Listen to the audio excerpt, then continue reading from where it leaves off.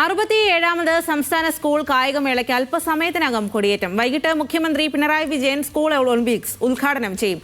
IM Vijayan മുഖ്യാതിഥിയാകും. നാളെയാണ് മത്സരങ്ങൾ തുടങ്ങുക. മഴ മേളയുടെ ശോഭ കെടുത്തുമോ എന്ന ആശങ്കയുണ്ടെങ്കിലും പ്ലാൻ B ഉണ്ടെന്ന് വിദ്യാഭ്യാസ മന്ത്രിയുടെ ആത്മവിശ്വാസം.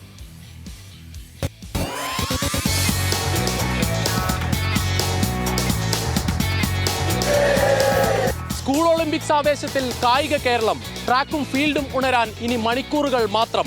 മാറ്റുരയ്ക്കാൻ 20,000-ലധികം കുട്ടികൾ.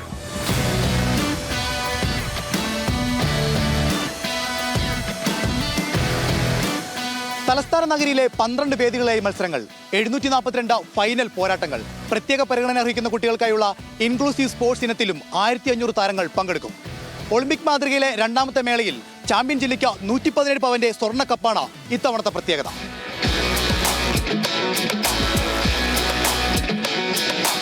അത്ലറ്റിക്സിൽ മലപ്പുറത്തിന്റെ കുതിപ്പ് തടയാൻ ആരുണ്ട്? ഐഡിയൽ സ്കൂളിന്റെ വിജയഗാഥ ഇത്തവണയും തുടരുമോ? സ്വന്തം മണ്ണിലെ ഓവറോൾ ചാമ്പ്യൻഷിപ്പ് നിലനിർത്തുമോ തിരുവനന്തപുരം? റെക്കോർഡുകൾ വീഴ്ത്തുന്നത് ആരൊക്കെ? ചരിത്രം തിരുത്തുന്ന പ്രതിഭാസങ്ങൾ ഇത്തവണയും ഉണ്ടാകുമോ? ഇല്ലായ്മയിൽ നിന്ന് ഉദിച്ചു വരുന്ന നക്ഷത്ര താരങ്ങളെ കാത്തിരിക്കുകയാണ് സ്കൂൾ ഒളിമ്പിക്സ്.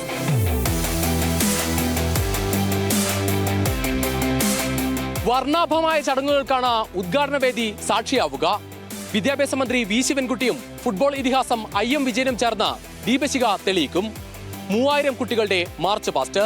മുഖ്യമന്ത്രി പിണറായി വിജയൻ ഔദ്യോഗികമായി ഉദ്ഘാടനം ചെയ്യുന്നതോടെ 7 നാൾ നീളുന്ന ആവേശപ്പോരിലേക്ക് കുട്ടി ഒളിമ്പിക്സ് കടക്കും.